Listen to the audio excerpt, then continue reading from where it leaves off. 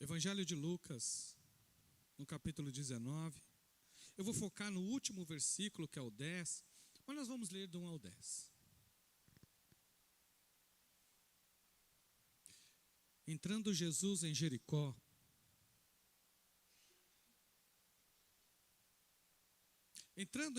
Jesus atravessava a cidade. Eis que um homem rico, chamado Zaqueu, chefe dos publicanos, procurava ver quem era Jesus, mas não podia, por causa da multidão, por ele ser de pequena estatura. Então, correndo adiante, subiu num sicômoro a fim de ver Jesus, porque ele havia de passar por ali. Quando Jesus chegou àquele lugar, olhando para cima, disse: Zaqueu, desce depressa, porque hoje preciso ficar na sua casa. Zaqueu desceu depressa e o recebeu com alegria. Todos os que viram isto murmuravam, dizendo que Jesus tinha se hospedado com um homem pecador. Zaqueu, por sua vez, se levantou e disse ao Senhor: Senhor, vou dar a metade dos meus bens aos pobres. E se roubei alguma coisa de alguém, vou restituir 4 vezes mais. Então Jesus lhe disse: hoje houve salvação nesta casa, pois também este é filho de Abraão, porque o Filho do Homem veio buscar e salvar o perdido. Vou ler mais uma vez, pela NVI, agora acabei lendo pela NAA. Pois o Filho do Homem veio buscar e salvar o que estava perdido. Vamos orar?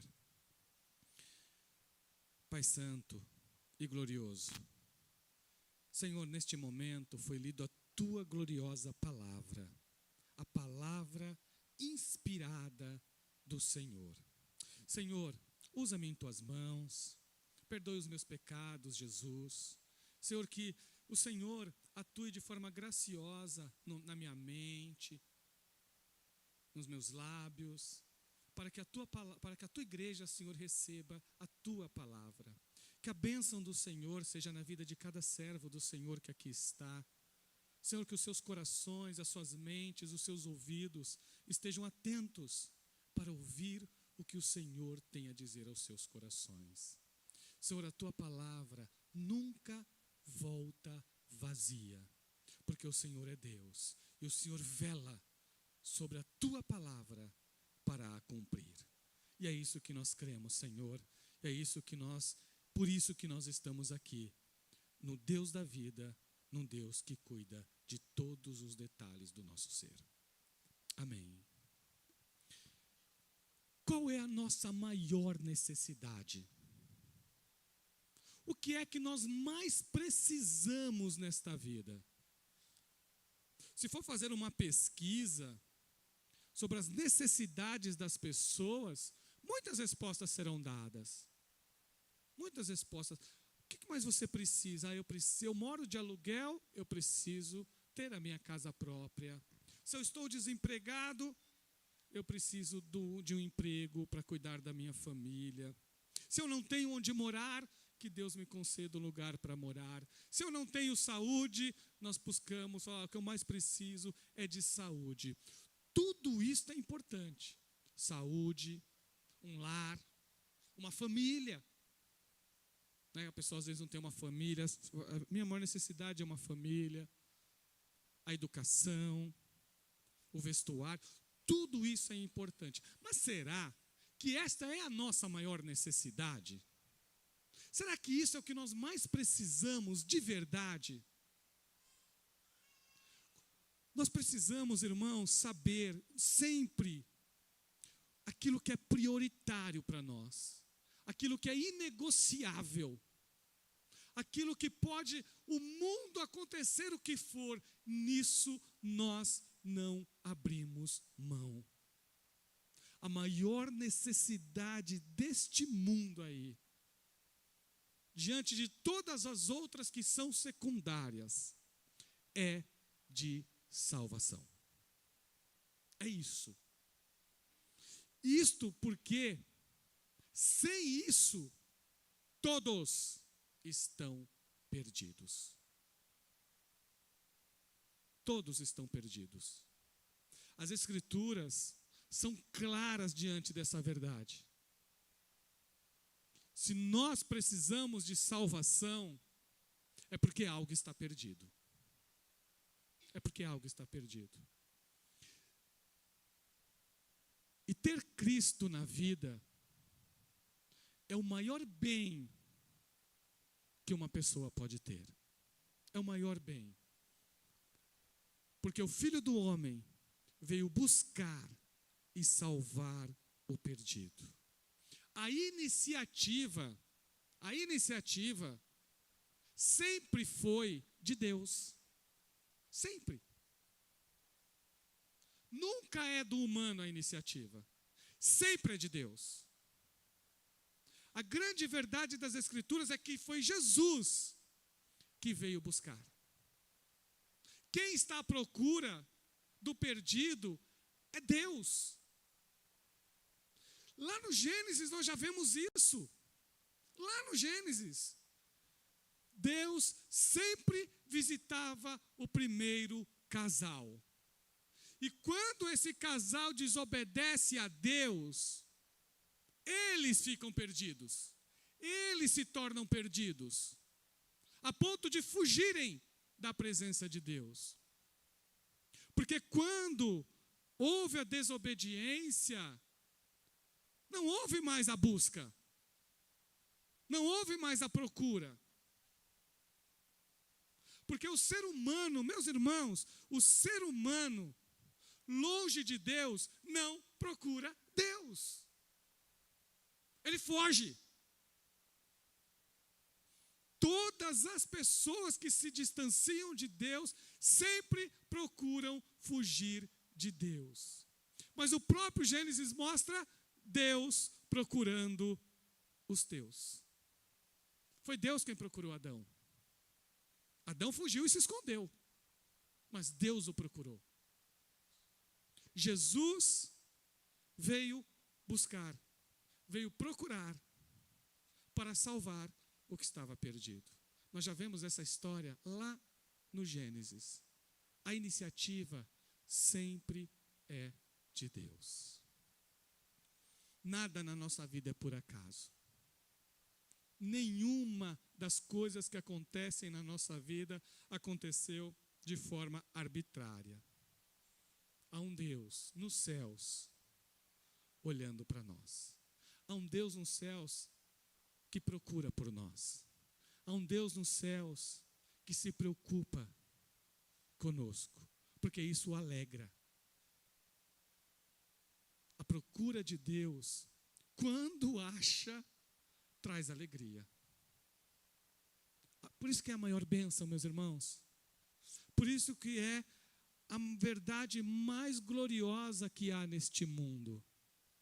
Eu me lembro de uma vez eu num culto, e um servo de Deus pregando, ele contou, falou assim, olha, eu estou aqui pregando para vocês, ele diz isso, eu estou aqui pregando para vocês porque Jesus foi misericordioso comigo, porque se tinha uma coisa que eu não queria nesta vida era Jesus.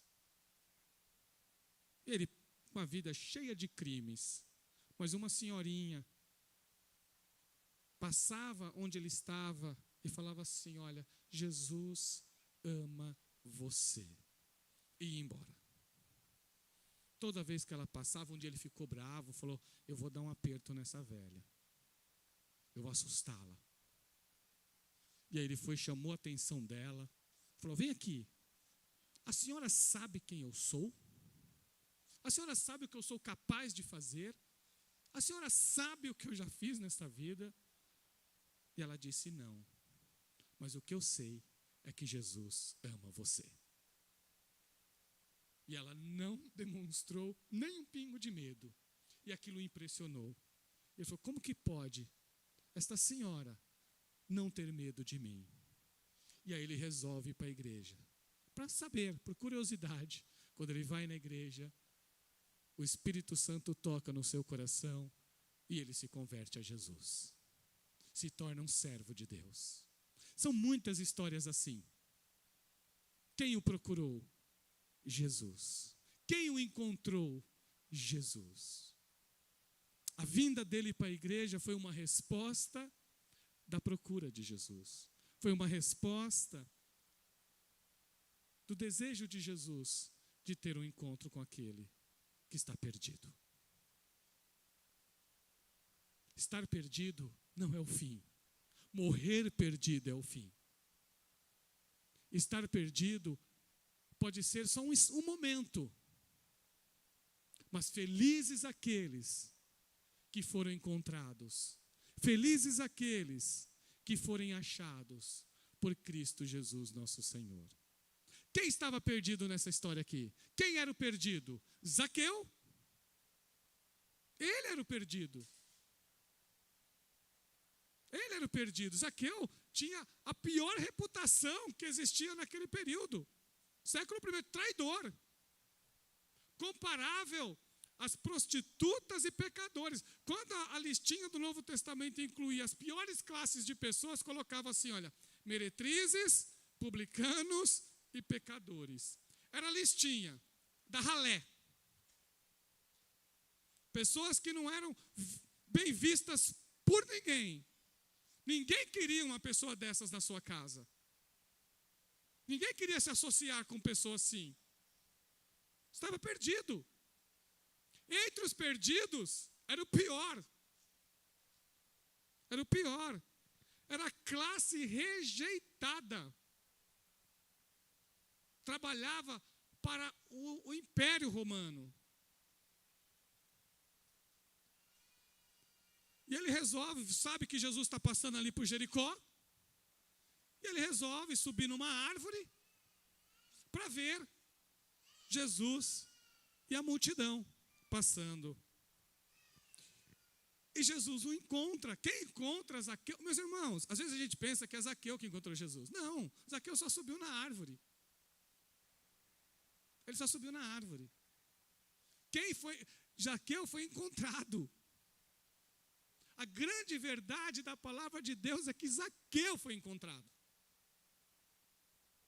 Ah, mas Zaqueu deu o pontapé inicial. Não, irmãos, quem deu o pontapé inicial foi Jesus. Foi Jesus. Jesus olha para ele e o chama pelo nome.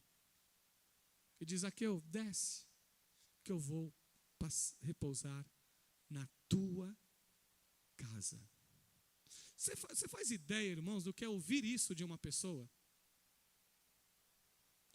Provavelmente Zaqueu não recebera ninguém na casa dele, a não ser outros cobradores de impostos. Era o máximo que ele receberia na casa dele. Ninguém de Israel entraria na casa dele. E quem entrasse ainda era mal visto pela sociedade. Porque quando Jesus só em falar, todo mundo já começou a murmurar. Jesus não tinha nem ido ainda. Jesus já foi acusado de se associar com a pior espécie. Mas Jesus vai. Porque quem está em busca do perdido é Jesus. Meus irmãos, só existe para Jesus uma missão: salvar o pecador da perdição eterna. Essa é a missão de Jesus. Salvar o pecador da perdição eterna. Isso tem que ser lembrado pela igreja. Isso tem que ser lembrado. Nada pode ser mais importante para a vida de um crente do que anunciar Jesus para o seu próximo. Nada pode ter mais valor para a vida de um crente do que falar para o outro a grande verdade da vida. Porque senão, irmãos, nós começamos a fazer um monte de coisa que Jesus não mandou fazer. Nós focamos em um monte de coisa que Jesus falou assim, não precisa. E nós focamos. Quando a única coisa que Jesus pede para nós é que nós anunciemos a verdade de que Ele é o Salvador. Ele é o Salvador. Não precisa, irmãos, inventar a roda. Não tem necessidade disso. Se você hoje está aqui, Você só está por uma razão. Você só está aqui porque Jesus mudou você. Porque Jesus tocou no seu coração.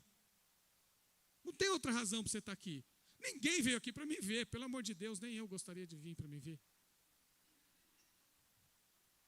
Às vezes eu não me aguento. Às vezes eu tenho umas chatices que eu mesmo não me aguento, irmãos. Então nem eu viria aqui para me ver.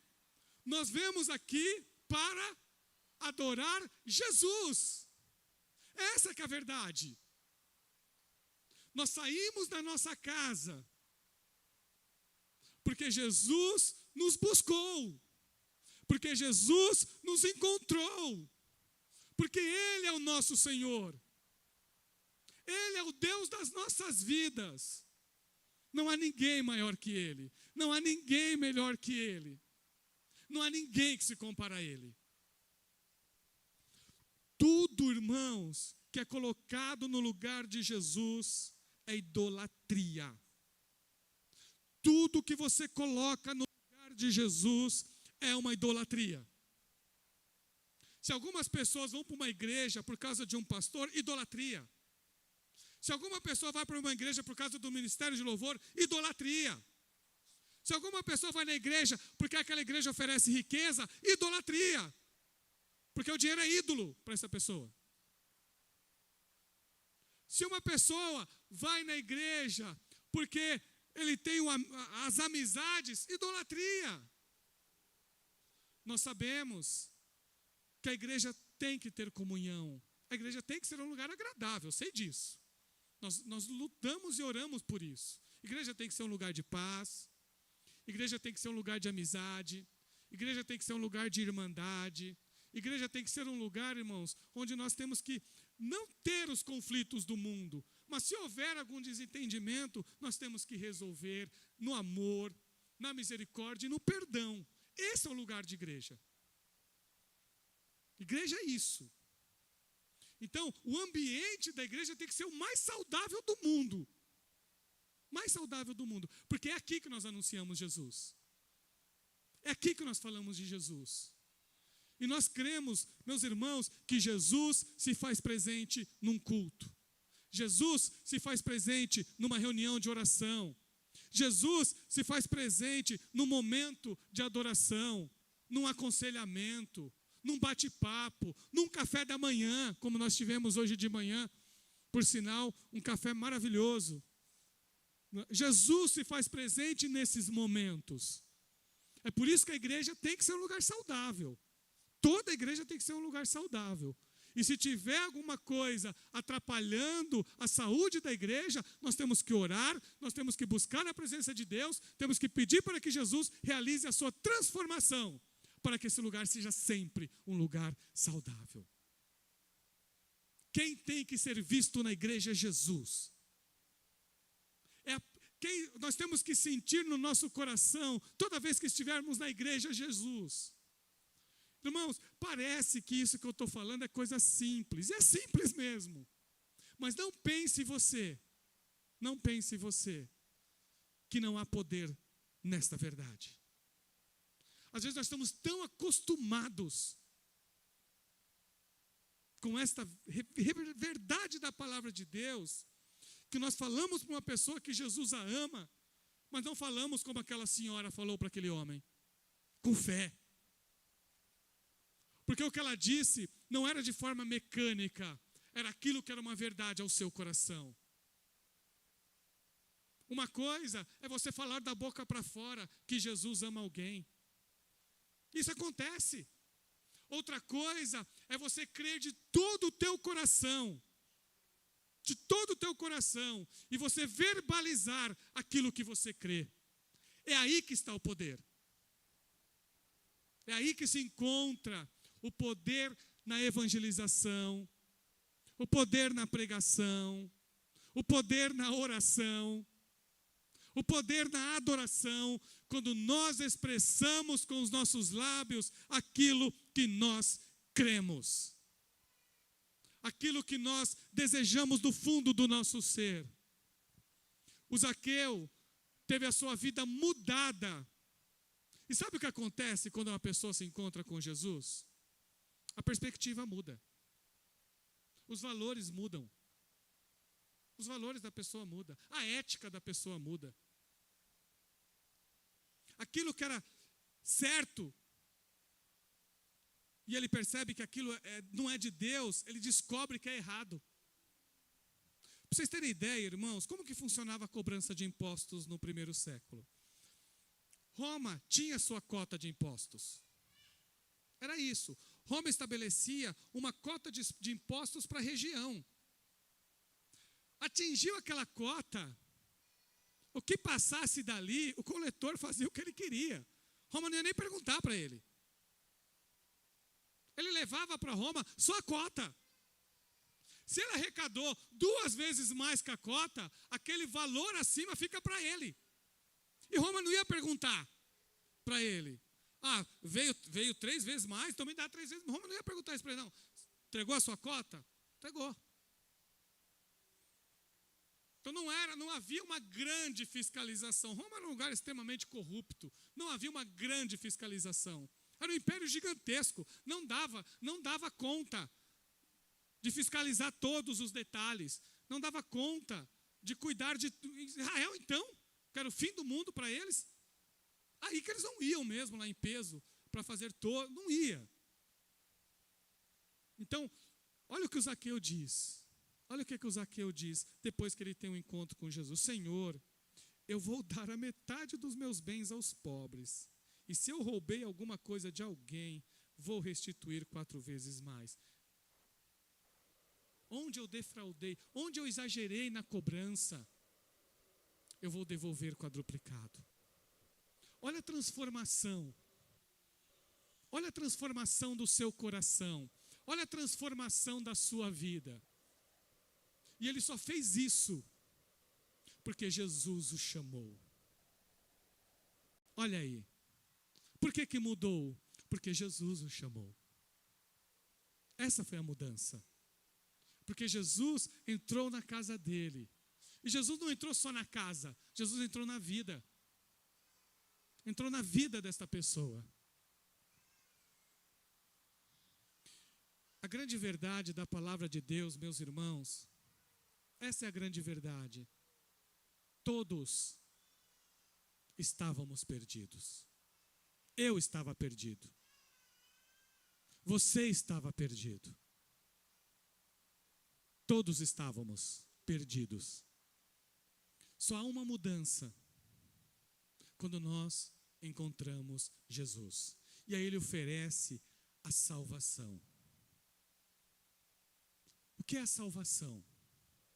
Salvar é libertar. Salvar é socorrer. Salvar é livrar. Então salvação é livramento.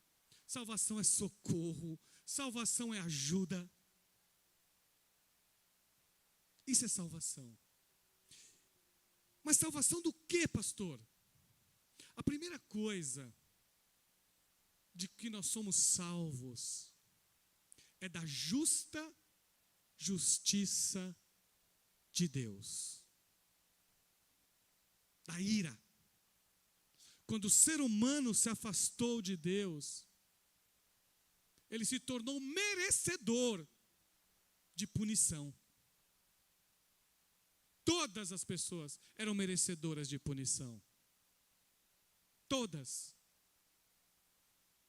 Inclusive o Apocalipse retrata isso no capítulo 17 e 18. Mostrando o mundo seduzido pelo pecado, pela desobediência, pessoas sendo seduzidas por esse sistema pecaminoso, e Deus trazendo justiça a esse sistema pecaminoso.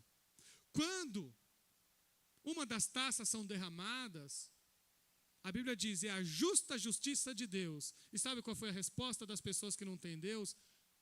Amaldiçoar Deus. Porque estão longe de Deus.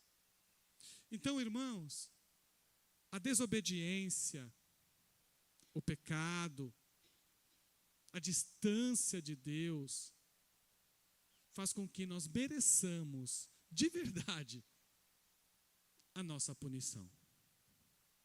É disso que Jesus veio salvar. Primeiro ponto, Jesus veio pagar o preço. Essa que é a grande verdade, meus irmãos. O único preço substitutivo da punição eterna da humanidade. Não pense em nós, nunca pense, irmãos, que Deus está sendo cruel quando pune o pecador. Nunca pense que há crueldade em Deus quando pune o pecador, porque não há. Isso se chama justiça. Eu já disse aqui, vou repetir mais uma vez. Deus só faz duas coisas com o ser humano. O ser humano só recebe duas coisas de Deus. Ou a graça, quando ele é salvo por Cristo Jesus, ele recebe a graça de Deus. Isso Deus deu, que é favor imerecido, ou a justiça. Não existe nada na Bíblia que diz, Deus vai oferecer injustiça para alguém. Não existe isso na Bíblia, meus irmãos. Essa não é uma verdade do nosso Deus. O nosso Deus é santo, é justo, é reto, é verdadeiro. Esse é o nosso Deus. Poderoso, glorioso, Rei dos reis, Senhor dos senhores. É por isso que ele só oferece isso. Ou graça, quando você reconhece Ele como seu Senhor, como seu Salvador e como seu Rei, ou justiça, que é o merecimento, o mérito de verdade, o mérito pela nossa pecaminosidade. Uma vez Paulo disse isso, que Jesus veio buscar o pecador e ele era o pior deles. Olha que coisa. Reconhecendo. Quantas e quantas pessoas reconheceram? A grande verdade é que nós precisamos deste Senhor que nos resgata de todo o mal. Então nós somos livres, irmãos, da justa retribuição, da justiça, da punição eterna que nós merecíamos. Foi isso que Jesus veio nos salvar. Jesus também veio nos salvar das garras de Satanás. Jesus também veio nos salvar de um mundo de crueldades. Jesus também veio nos salvar de nós mesmos, porque como nós somos teimosos, Jesus veio nos resgatar disso. A grandiosidade da fé cristã está em Cristo Jesus. Ele é o maior, Ele é o melhor, Ele é o que nós mais precisamos. Hoje é dia dos pais. E na Bíblia tem uma história um pouquinho antes aí, em Lucas 15, que dá o exemplo de quem é Deus para nós. Porque lá em Lucas 15, nós encontramos a busca de Deus pelo perdido. E na primeira parábola, Deus é comparado a um pastor que tem 99 ovelhas no aprisco. Uma se perde e Deus vai em busca da perdida. Esse é Deus, viu? Esse é o nosso Deus. Depois Deus é comparado a uma dona de casa que perde uma moeda e ela varre toda a casa à procura da moeda perdida. E aquela que é considerada aí uma das parábolas, talvez uma das, se não for a mais linda, uma das mais lindas de Jesus, Deus é comparado ao Pai, que vai em busca do filho perdido. Todo ser humano é esse filho perdido. Todos são esse filho perdido, que precisa ser resgatado. Mas quando esse ser humano cai em si, como filho do pródigo, como o pródigo, né? Como o pródigo, cai em si, e ele volta para os braços do Pai, porque, irmãos, sinceramente, ninguém consegue viver longe dos braços do Pai. Aí ele volta, e reconhece a sua pecaminosidade, a sua indignidade, ele reconhece, e ele é recebido com alegria. Quando a ovelha perdida é achada, tem alegria. Quando a moeda perdida é achada, tem alegria. E quando o filho perdido é encontrado, tem alegria. A Bíblia diz que os anjos se alegram. É por isso que... Você quer ver Deus sorrir? Sempre Deus sorri quando um pecador se arrepende. Porque não pense em você, Deus ele é justo, irmãos, mas ele não tem prazer. Não tem prazer na morte de um pecador. Ele não tem prazer quando um pecador vai cada vez de mal a pior. Não, meus irmãos, Deus ele se deleita. Deus ele se alegra quando há arrependimento. Pelo menos é isso que nós encontramos na palavra de Deus. É isso que nós vemos nessa grande verdade. E é isso que a igreja tem que buscar sempre, meus irmãos, sempre. A verdade maior das Escrituras é que Jesus, isso aqui é um textuário da Bíblia, meus irmãos. O Filho do Homem veio buscar e salvar o perdido. O que você mais precisa é de salvação. O que você mais precisa, eu quero ser um pai melhor. Salvação em Jesus te torna assim. Essa que é a grande verdade. Eu quero ser uma pessoa melhor. É salvação. Eu estou me concentrando no termo salvação, mas para terminar, eu vou falar rapidamente o que Deus oferece para o pecador arrependido. Para a glória dele, viu? Para a glória dele, para o louvor do nome dele. Ele oferece perdão dos pecados. Ele torna a pessoa justa. Justa. Uma vez eu disse aqui, acho que foi numa quarta-feira, de uma experiência que eu tive no tribunal. Nunca esqueci aquela experiência. Estava lá nos corredores do tribunal e eu vi uma jovem angustiada, mas angustiada, era jovem. Ela estava agoniada numa cadeira, agoniada. E a gente percebeu, porque o noivo ou o marido dela estava sendo julgado lá numa das salas de julgamento. E eu passei e deu para ver ela chorando, se angustiando, muita dor. A gente percebia a dor que era, porque o parente dela era um parente dela. Eu não passei lá para perguntar, mas dava para ver que era. Estava com a sua vida sendo decidida lá dentro. Ou ele era considerado culpado e ia sofrer a punição do seu ato, ou era considerado inocente, não é isso? E sairia de lá, não é isso?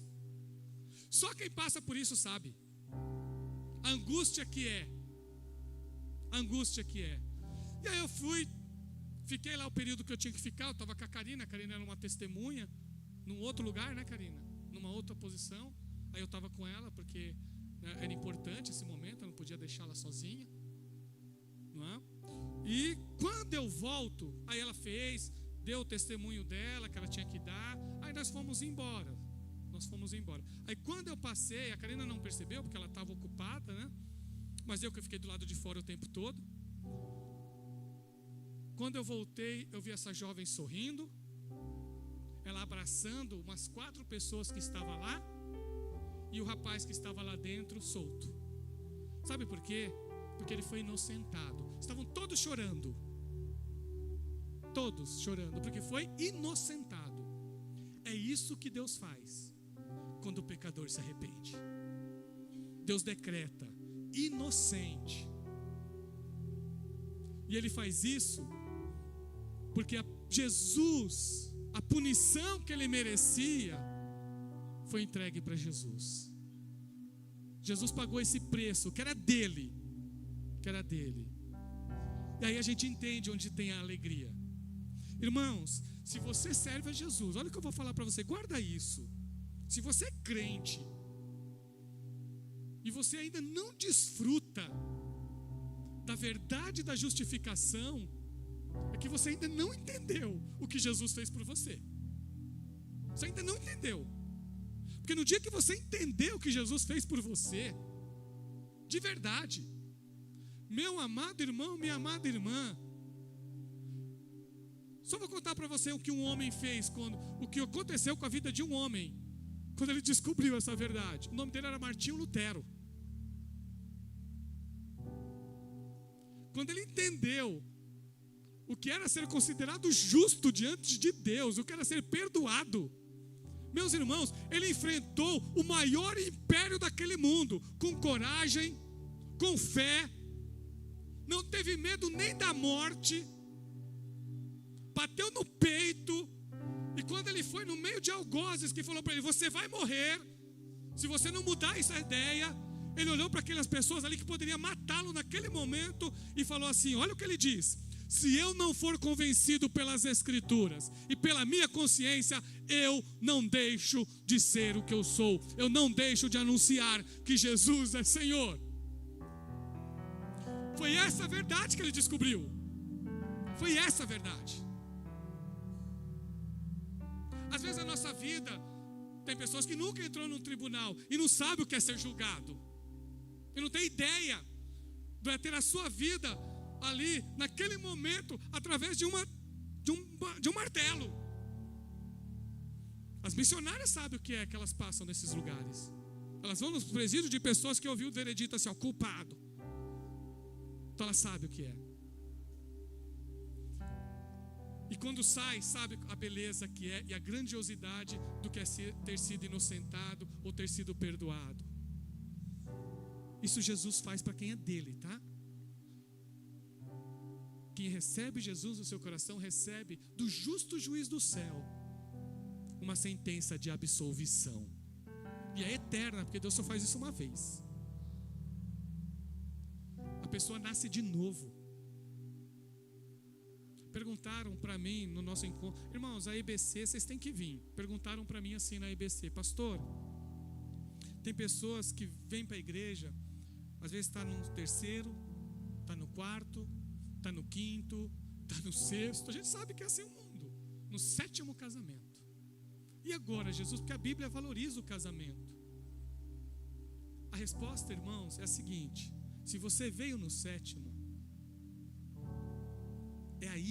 é esse casamento que vale para Deus. Porque o que antes passou. Sabe o que a Bíblia diz? Aquele que está em Cristo, nova criatura é. As coisas velhas se passaram, eis que tudo se fez novo. Esta é a verdade, meus irmãos, da palavra de Deus. Nós vamos a Deus do jeito que nós estamos, mas Deus não nos deixa desse jeito. Você pode ter certeza. Quando você tem um encontro com Jesus, você vem de um jeito, Ele te transforma em outro, porque Ele faz de você uma nova criatura. O nome disso é novo nascimento. Você é adotado na família de Deus. Você é adotado. Deus passa a olhar para você como filho amado. Você é adotado. Você é unido na pessoa de Jesus. Você tem união com Cristo Jesus. Que coisa gloriosa.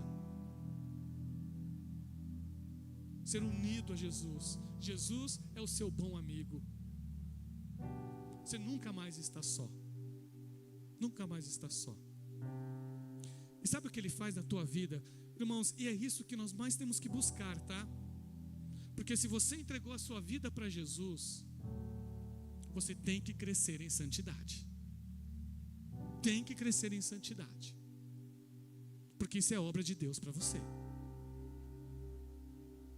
Deus, Ele vai te santificando, te santificando e te santificando, porque você é habitado pelo Espírito Santo. Tudo isso que eu disse para vocês é a verdade que está aqui, olha. 19:10, coloca aí em cima. Tudo isso que eu falei para vocês, alguém pode colocar, por favor? 19:10. Olha aí, é essa a verdade. Tudo que eu disse até aqui é essa verdade. Pois o Filho do Homem veio buscar e salvar o que estava perdido. Porque o Filho do Homem veio buscar e salvar o que estava perdido. Que Deus, que essa verdade gloriosa nunca saia do teu coração. Vamos ficar em pé.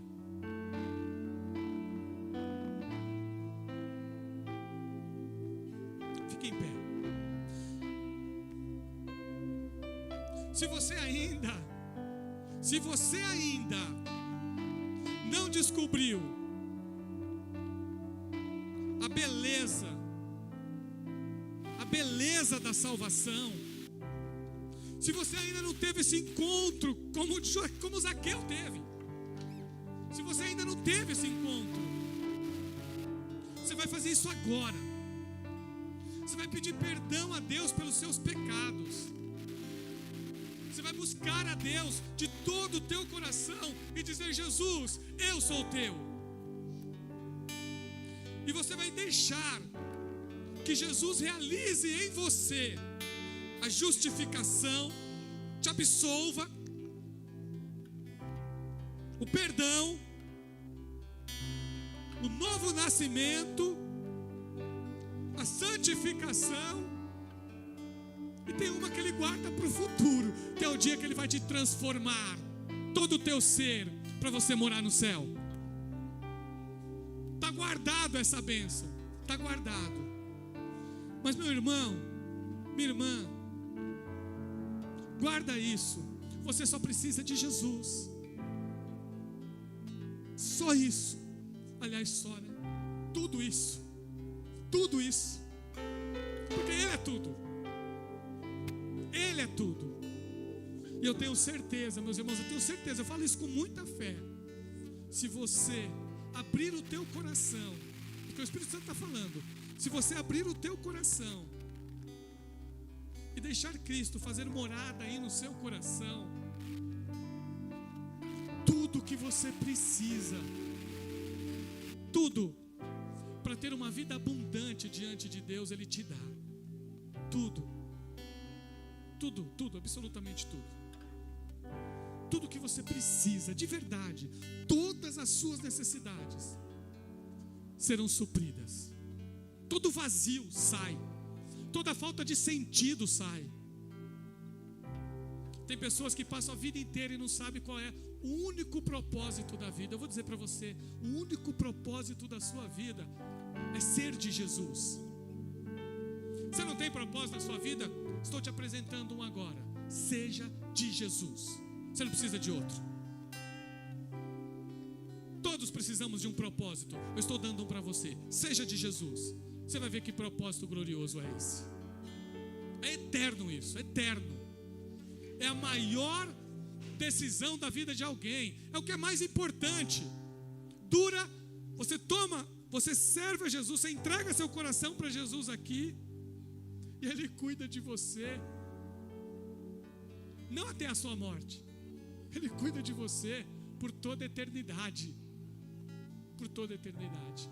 Pai amado, Senhor Jesus, estamos aqui, Senhor, na Tua casa, te pedindo, Senhor, que nossos corações sejam quebrantados, que o nosso coração, Senhor, seja transformado pelo poder do Evangelho.